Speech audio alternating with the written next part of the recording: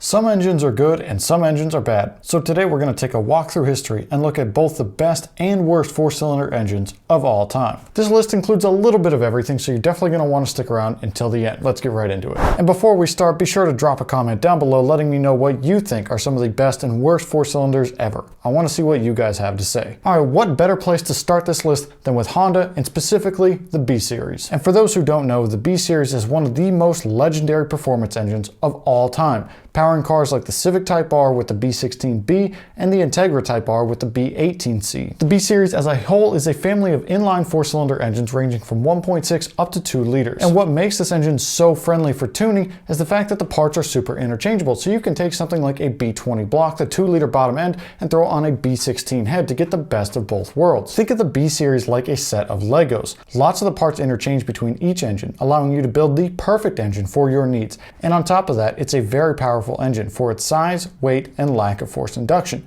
Straight from the factory, an engine like the B16B output a whopping 182 horsepower from its 1.6 liters of displacement. Now on paper, 182 horsepower does not really seem like much to be happy about, but you have to remember this is a naturally aspirated 1.6 liter engine from the 1990s. That's absolutely insane. That equates to about 113 horsepower per liter. For comparison, the Cobra Mustang from the same year of 1997 only output 305 horsepower from its 4.6 liters of displacement, which equates to just about 66 horsepower per liter. That's nearly half of what the B16B displaces per liter. Now that's not exactly a fair comparison for a variety of reasons, but it helps to put it into perspective the absurd amount of power Honda was able to squeeze out of the B Series. It had VTEC, a cylinder head with massive flow, and a crazy high rev limit. But the B Series is more than just a performance engine because Honda was able to modify it and adapt it for vehicles like the CR-V, which is a kind of larger SUV where you really don't want high-end power and you want low-end torque. And the B Series was able to do that. And not only was it the perfect engine for both performance and commuter style applications, it's absurdly reliable with really no major issues anywhere in the engine. It's arguably the absolute peak of Honda's engineering in the 1980s and the 1990s, and it will forever go down as one of the best performance four-cylinder engines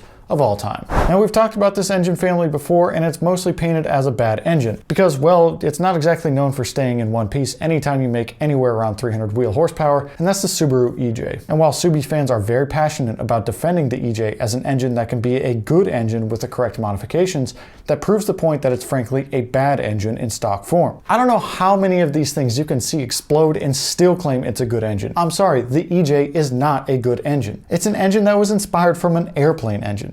Now, to be fair, I will concede that the majority of problems with the EJ platform are from aftermarket parts and poor tuning.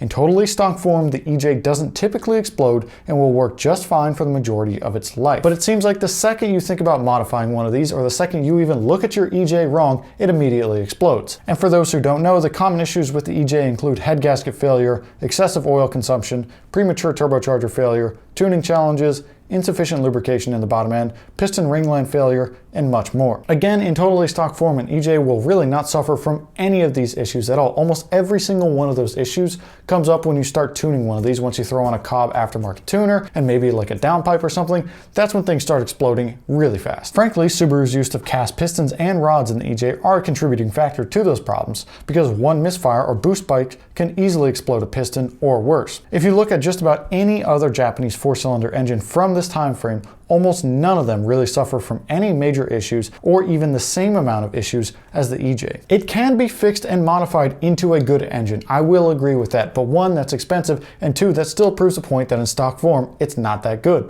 Now, like many Japanese automakers, Mitsubishi does a lot of different things in the world of manufacturing, but what we're here to admire is their 1980s World Rally Championship product, which is the 4G63. They first introduced this engine all the way back in 1980 as a little naturally aspirated 2-liter addition to the Mitsubishi Sirius 4G6 family. But if you fast forward to 1988 to get to the specific variant we're here for, the 4G63T, first seen in the 1988 Galant VR4, then later on the Lancer Evolution. Here in the States, you could find the 4G63 in the first and second generation DSMs, which for those who don't know is a little series of cars offered by Mitsubishi, Eagle, and Plymouth. God, it's so weird to think of Plymouth as a little four-cylinder car. It just breaks my brain. Now the 4G63 uses a cast iron cylinder block and an aluminum cylinder head.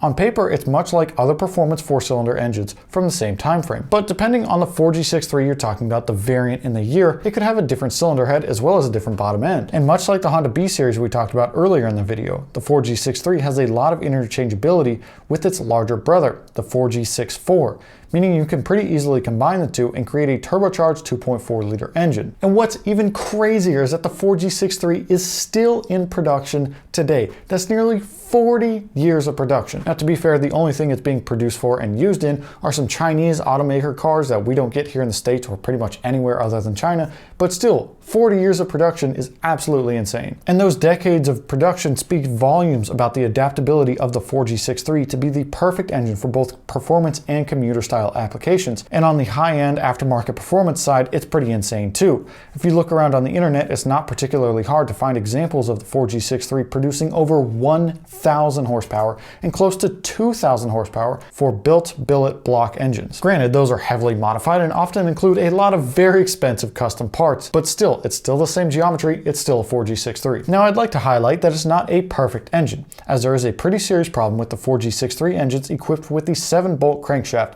known as CRANKWALK, which is basically the destruction of the thrust bearings. That being said, it is one of the highest performing four-cylinder engines of all time. Alright, so looking at the next terrible four-cylinder engine, we have one of the weirdest engines that you'll ever see or hear of, and it's really only weird because of one thing, and that's the Chevy 2.3 liter Vega engine. Now, this engine is particularly interesting compared to every other four-cylinder on the list in the sense that the materials used for the cylinder head and the cylinder block are backwards. Now, for nearly all engines, the cylinder block is made from cast iron and the cylinder head will be cast iron or cast aluminum. For modern engines, which are almost all aluminum at this point, you'll always see it matched with an aluminum cylinder head, except for one engine, the 2.3 liter Vega engine, which uses a cast iron head with an aluminum block. Now, ultimately, GM designed this engine to be very cheap to manufacture, but also very cheap to run. It was supposed to be a fuel-sipping engine. But the reverse configuration of the Vega engine could have worked well if GM had used steel cylinder liners, but instead, they just didn't, leaving the bare aluminum block to deal with the stress of combustion. Now, I think it's important to note that sleeveless aluminum block engines aren't necessarily a bad thing. It can be done well, but historically speaking, it has not been done well. Audi, BMW, Mercedes, and Porsche have all used linerless aluminum engines in the years since the Vega engine with a mixed bag of success, but frankly, the general trend is bad. Aluminum engines without steel cylinder liners just kind of suck. And then the lack of cylinder liner was made even worse by the fact that almost any time the Vega overheated, the cylinder head and the cylinder block would contract and expand at different rates because they were made of different materials, which means this thing destroyed head gaskets super easily. But overheating this engine came with an even worse problem. It broke down the silicone content of the A390 aluminum, which left soft spots on the cylinder walls that would eventually become scuffed and scored by the pistons. And unlike an engine with cast iron cylinder sleeves that can be repaired and reused, the Vega's block was irreparable, meaning the engine block had to be thrown out in the case of cylinder wall damage. Overheating this engine generally resulted in two things, either a blown head gasket or damaged cylinder walls. Either way you cut it, it's pretty bad. Both of those problems are pretty severe, and quite frankly, this is pretty much an absolute trash engine.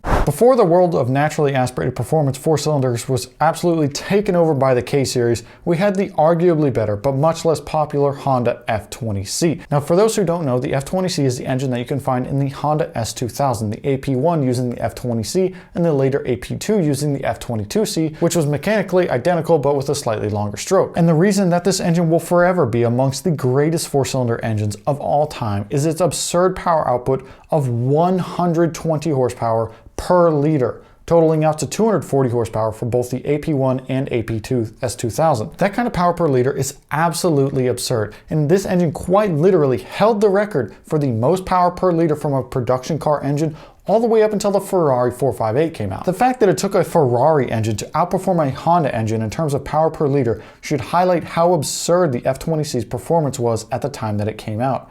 It was flat out miles ahead of anything else naturally aspirated. So how did Honda get the F20C to make so much power? Well, a big part of that is the extremely high rev limit of 9,000 RPM, which was later lowered to about 8,000 RPM with the F22C to help manage the longer stroke. The head even featured some unique design choices borrowed from Honda's racing program, such as a single valve spring rather than a dual spring setup. It also uses a coaxial rocker arm to help reduce friction in the valve train and allow a pretty aggressive VTEC crossover at close to 6,000 RPM. And because this engine was really only ever designed to be used in the S2000, both the F20C and the F22C, Honda designed the engine with performance and size in mind. It was lightweight thanks to its use of an aluminum block and head, and internally it used forged components, which is something Honda had never done for a production car engine up until that point. It's lightweight, compact, and quite literally held the record for the most power per liter of a production car engine. And on top of that, it's ultra reliable. This engine might not have the insane aftermarket performance of the Honda B Series or the K Series,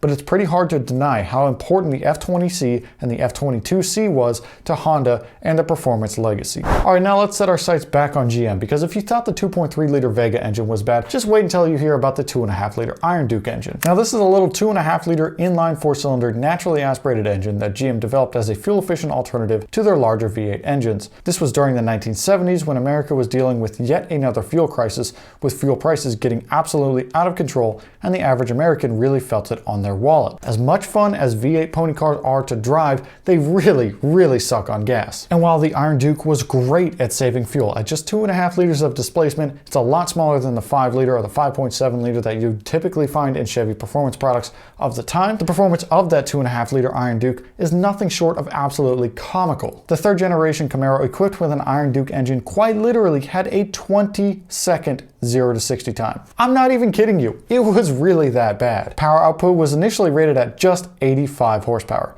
That's right, literally not even 100 horsepower from a 2.5 liter engine. And if you do the math on this, the 2.5 liter Iron Duke is sitting at 34 horsepower per liter, which is unforgivably bad, even for a commuter-focused engine. Outside the embarrassing power figures though, the Iron Duke was a pretty decent little engine, other than being kind of heavy from its all cast iron construction. Man, I can't even imagine how embarrassing it would have been to buy a pony car, to buy a Camaro with this engine, like the 1982 Camaro. You pull up to a stoplight and you literally have a 20-second 0 to 60 time. By the time you hit 60, a Fox body Mustang has already gone through the entire quarter mile. And even worse than that, it had a terrible 3-speed automatic transmission behind it, meaning you couldn't even clutch kick this thing in the rain to have fun sliding around. But to be fair, I'm not exactly sure how much sliding you can do in an 85 horsepower car that doesn't even have a limited slip. Either way, the Iron Duke will go down as one of the weirdest and for sure the weakest 4-cylinder engine of all time. Now I know for a lot of you out there, the idea of a 4-cylinder engine will generally fill your head with Japanese engines, some of which we've already looked at in this video. But the Germans also know how to make a decent inline 4-cylinder engine, which takes us to the BMW S14. Now this is arguably BMW's greatest ever 4-cylinder engine, and part of what makes it so special is the car that it powers, the E30 M3, one of the most iconic performance cars of all time. The idea with the E30 M3 was quite literally to take the 3 Series, which was just a family sedan, and practically turn it into a race machine that somehow had a number plate. Throughout a very short 5-year life cycle, the S14 was available in 3 versions: the S14 B23, the S14 B23 Evo 2, which was mechanically nearly identical to the standard engine but with more power, and the S14 B25 Evo 3, which had a larger 2.5 liter displacement and even more power. And funny enough, the BMW S14 actually uses the exact same block as the BMW M10, which itself was the basis for the BMW M12 Formula 1 race engine, which made an absurd amount of power, well over 1,000 horsepower, which highlights just how capable the block itself was. The S14 engine was the brainchild of a German engineer who also put together some of the most iconic performance engines ever, including the 2002 TIK, a turbocharged engine that won the 1969 European Touring Championship, and the aforementioned M12 engine that powered BMW's Formula 1 cars. The cylinder head of the S14 comes from the BMW M1, which was BMW's supercar of the time, except with 2 cylinders chopped off to make it fit. The result is a naturally aspirated power output ranging from 197 horsepower up to 235 horsepower. It's not absolutely incredible, but it's still very good. But more importantly, as mentioned earlier, it powered the E30 M3, which went on to be one of the most successful racing platforms of all time, winning the 24 Hours of Nürburgring 5 times and the 24 Hours of Spa 4 times. And while the S14 is a nearly perfect little racing engine, it does have a few small issues with the timing belt system, but outside of that, it's a fairly reliable engine. Not bad for German engineering. Now you'd think after GM put together multiple terrible 4-cylinder engines throughout the decades that they'd learn how to build a decent engine, but somehow they didn't. And what I'm talking about is the GM Ecotec. Now this is a family of engines with displacements ranging from 1.4 liters up to 2.5 liters, and on paper, it's nothing crazy. It's a pretty simple looking inline 4-cylinder engine with an all aluminum design and overhead cams. And while you'd think that very simple design that doesn't feature absolutely anything crazy would be pretty reliable, somehow GM managed to make it the absolute opposite of that. This engine has been so problematic for GM that they're now facing multiple class action lawsuits over how bad this thing is. The most recent lawsuit is related to the 2.4-liter Ecotec engine having a pretty severe oil consumption issue, which GM allegedly knew about and did absolutely nothing to fix. Now, this is probably a situation of them not recalling it because it's cheaper to fix them as they come in. It's a pretty dirty practice to save a buck, and it really screws over all of their customers, and it's an absolute shame to know that GM did this with an engine that powers a lot of their little commuter cars. Then there are major problems with the injection system getting clogged with carbon and failing, pretty common and severe oil leaking issues, premature timing chain failure, cooling system components that wear out extremely fast, and much more. No matter how you cut it, the GM Ecotec, from the 1.4-liter all the way up to the 2.5-liter, they are problematic engines with almost no upside, but a ton of downside. There's almost no good redeeming qualities about these engines. They're not particularly fuel efficient. They don't really make a lot of power, even in applications like the Cobalt SS. They're pretty much all bad, no good. The GM Ecotec will go down as one of the worst 4-cylinders of all time, and the entire time GM knew it was a bad engine and still did absolutely nothing to fix it. So far we've looked at Japanese, American, and German inline 4-cylinder engines, but there's one other country that has pumped out one of the best 4-bangers of all time, and that's Sweden, thanks to Volvo with their B230 FT engine. And for a lot of Volvo fans, this engine is the holy grail. This is the best performing Volvo engine of all time. This is a little 2.3-liter 4-cylinder, but it's technically not an inline 4, but rather a slant 4. Functionally might as well be an inline 4, but just tilted to the side a bit. Now this has all the hallmarks of a super tough turbocharged engine that has a lot of potential in terms of aftermarket performance. What I'm talking about is the cast iron block and the closed deck design, both of which make the bottom end ultra strong on this thing and capable of making some serious power without exploding. On top of the cylinder head, you'll find a pretty simple and basic 8-valve design with a single overhead cam. Inside the engine, you'll find dished pistons, but depending on the year of the engine that you're talking about, you may see a piston slapping issue, which was caused by Volvo putting the wrist pin a little bit too high up on the pistons, but they did eventually fix that problem. Now in terms of power, this is not a particularly exciting engine. It's just a 2.3-liter engine, it's turbocharged, and it only makes 165 horsepower,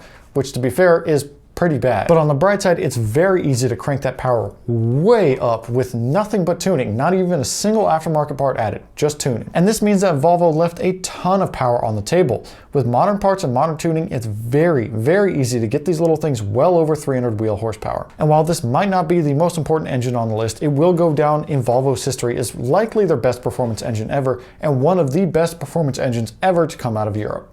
Now this last engine is not something I really expected to put in a video like this.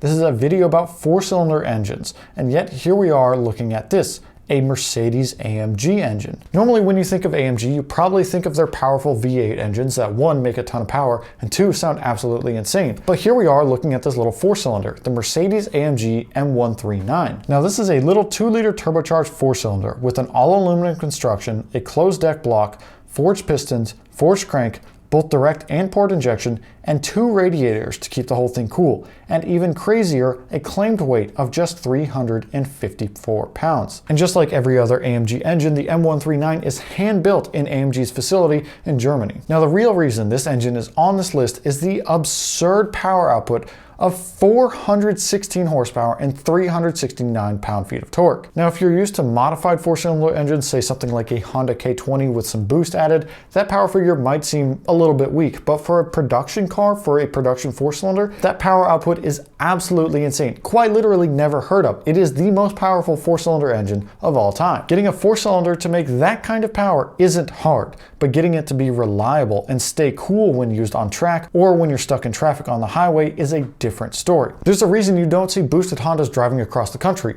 They break. No offense to any Honda owners out there, but it's kind of just the truth. It's not that easy to make small engines make big power reliably. Now, to be fair, while this is an incredible engine in terms of performance, it of course has some design features that are frankly unreliable. Remember, at the end of the day, this is a German engine, and more specifically, it's a Mercedes engine, meaning it's not going to be that reliable. With 2 radiators, a total of 3 heat exchangers, an electronic water pump, the dual injection system, and all of that covered in Mercedes electronics on top of being packaged super tight and super small, this engine seems like one that can and likely will need pretty regular maintenance and certainly won't be easy to work on. But with a power per liter of over 200, it's hard to argue that this engine is anything short of absolutely special. Alright, that's all I've got for you guys today. Be sure to drop a comment down below letting me know what engines you would add to this list and what engines you would take away from this list. While you're down there, drop a comment, let me know what you want to see in the future. I read every single comment that you guys put out there, so be sure to drop yours down below. While you're down there, smash the thumbs up button if you enjoyed the video, get subscribed so you don't miss out on future videos. Follow us on social media. We post a lot on Instagram, TikTok, Facebook, and just about everywhere.